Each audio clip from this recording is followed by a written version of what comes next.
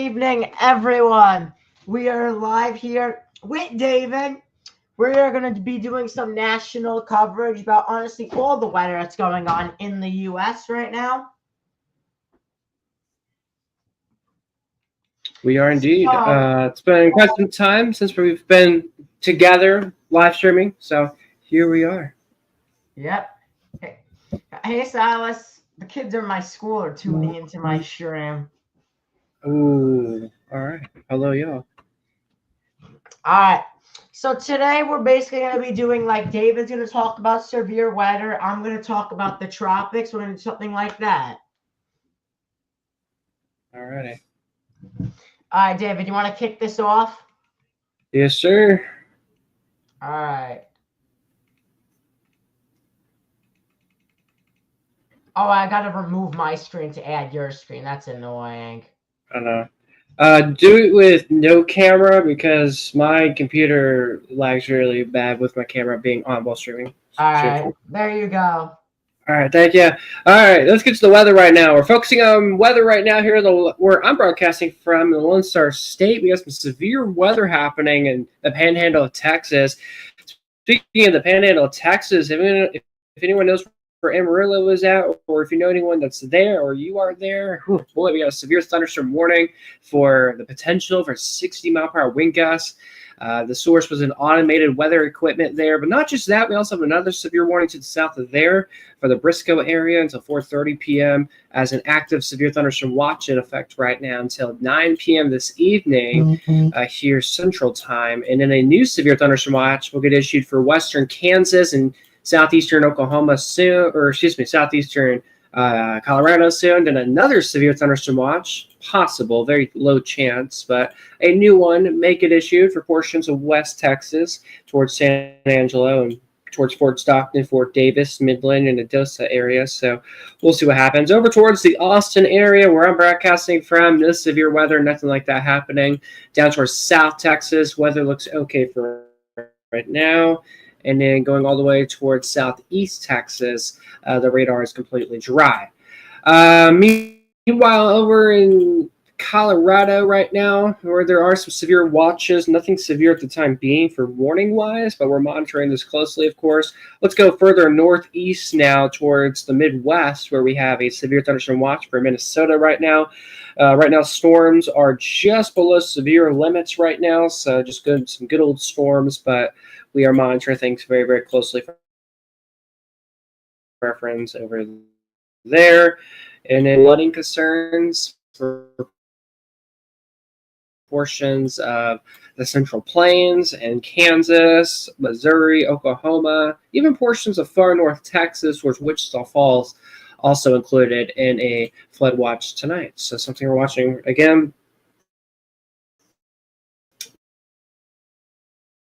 Very, very closely.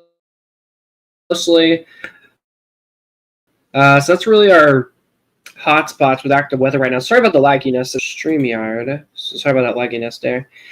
Tonight, severe weather risk calls for a level 3 out of 5 enhanced risk for portions of Kansas, panhandles of Texas and Oklahoma. Main concerns, very large hail, damaging winds, even a tornado threat. But tomorrow, keep an eye on a marginal risk of severe weather where So where I live at, I am now in a level 2 risk of severe weather for tomorrow. So something I'm watching closely.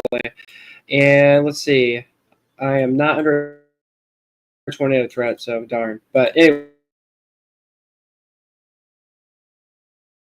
so the weather southeast of Chicago towards Detroit, and then another severe weather threat out towards the Santa Fe region. So overall, that is the next 3 days of weather across the United States here in the lower 48. Meanwhile, we're tracking 2 tropical systems potentially attempting to get going, about a 40% chance down to the Pacific and about a 10% over towards the Atlantic side. This is where we'll go ahead and transition things over to Chris, the Hurricane Tracker, with further updates on this. All right, guys. So right now in the Atlantic Basin, we have a 10% chance of development offshore of the southeastern U.S. But honestly, if this does develop, it's probably the most I think it could develop is maybe a low-end tropical depression, or maybe even a tropical storm. But I will definitely have further updates as the days go on. But if this does develop, I would say the development is between maybe Thursday and Friday. But and in the Eastern Pacific, we actually do have a 40% chance of development, which is likely going to form at the end of the week, possible even in a possibility of a tropical depression. Now let me get the satellite imagery. As you can see, 10% chance of development. There is nothing in the development area right now, but this is not 100%, guys. But I honestly think the disturbance, sorry, it lagged a second. I think the disturbance is right here. It's going to go, and then that's where, by Thursday, that's when the development is likely going to start. But as we go across now to the Eastern Pacific, this little blob of convection, that's likely going to be the area it's going to move on through and cause your risk for development. Or it could actually be near Nicaragua that pushes through. I'm not 100% sure, but it could be one of those, most definitely. Back to you, David. All right, appreciate for the tropical update there.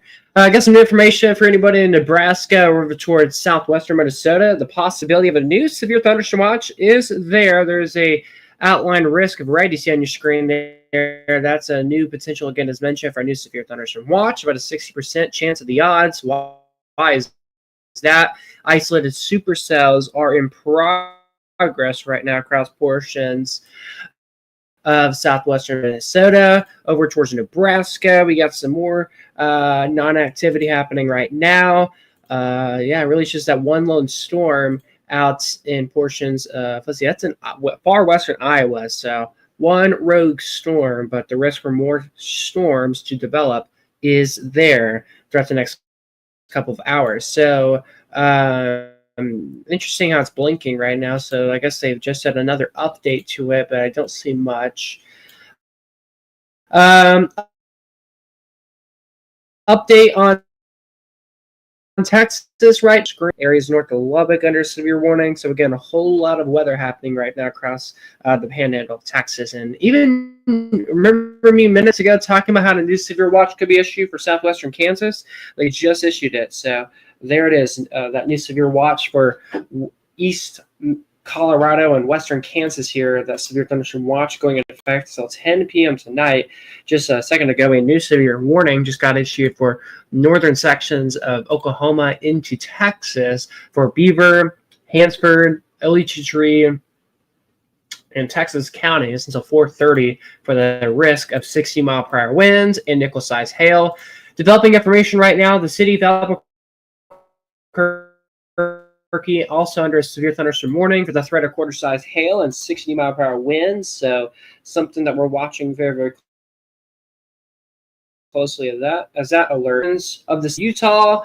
Also some strong storms out in the state of Nevada, as well as portions of California, where you see those white boxes. This is something we're watching, again, closely. Strong storms out in Minnesota, where there's a severe watch activated right now. And this strong storms out in portions of southern Florida, too, right now. Anything else happening? Doesn't look like it, but just some active weather occurring right now for good chunks of the United States, and getting an idea on the cloud cover or the potential for, let's see here, the cloud cover where we have right now, the potential where there might be storms happening at right now, or where there's not, or where it's just cloudy or sunny. Well, you can see majority of the country either dealing with clouds or sunshine, and you can kind of get a general idea on how and where our storm systems are developing or are current set at. Where you can see in the northeast part of the United States where it's super blurry, but you can see mostly clearing conditions. That's how you know that things are looking pretty good right now with let's see here. Things are looking pretty good right now, clear sky wise. So as Chris told me earlier, for the New York area, clear skies next few nights, not looking too bad. Some great shots of the moon Chris will post here soon. I'm pretty sure of it. Can't wait for that, obviously. And of course, across the Gulf here, we've got some moisture pump again. And that's also helping us out with cloud cover. And I believe we have an area of low pressure over Arizona, so that's why we've got a whole lot of cloud cover occurring out in portions of Colorado, Texas. Also, dry line is also set. That's why we're seeing tons of severe thunderstorms out in the panhandle of Texas, eventually for Kansas, and areas further to Nebraska. All right, so that's my side of things with your cloud cover looks into things, as well as your radar and all your alerts. We're going to go ahead and jump things back over to Chris, the Hurricane Tracker, live in New York. All right, guys. So I will be basically giving you like a repeat.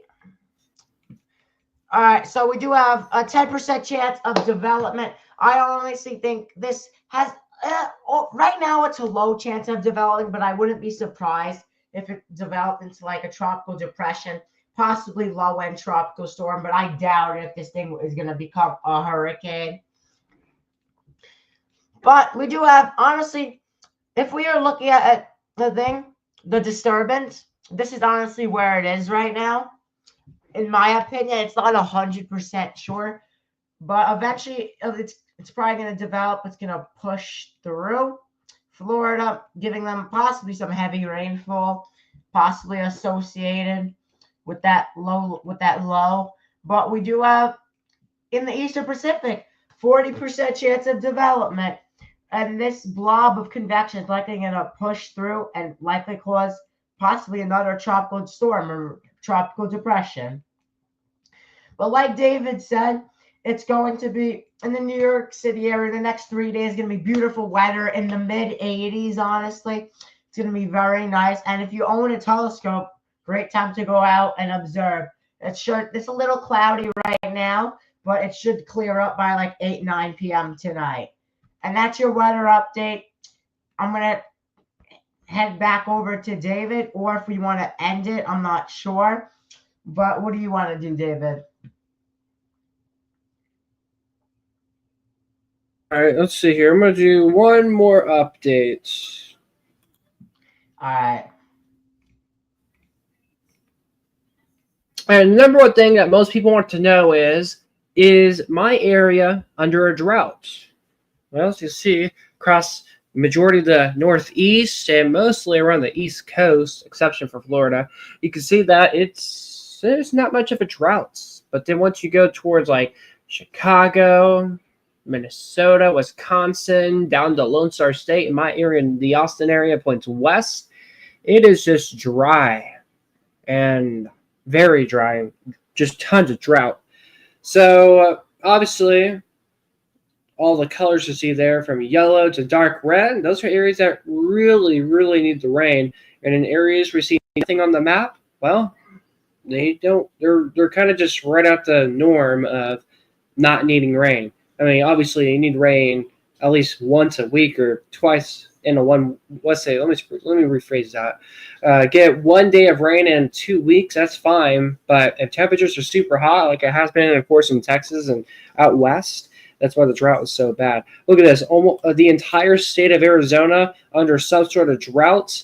That's just absolutely insane. So, yeah, guys, the weather. We need more rain out there is what I'm trying to say. And in portions of Florida, starting to not look good. But potentially, if we get some hurricanes here soon or tropical systems, that drought will probably be off the map here in just a matter of days, as new updates come out every Thursday from the drought. Let's see, the drought people. I'm not sure what that I'm not sure what department that weather is in for the weather service, but still watching that. Our friends in North Carolina towards Williamson and Whiteville, there's a low in droughts, water concerns too. That's just a picture there in the Northeast. All right, so let's see here. Everything else with Panhandle of Texas.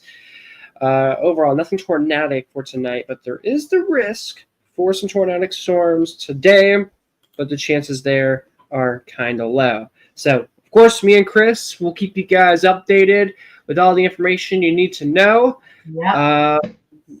So we'll go ahead and go back to Chris. All right, guys. I think we're gonna end it here. Is that good with you, David? Yeah. All right, guys. Have a great night, and bye, guys. We'll update you soon. Bye. Bye-bye.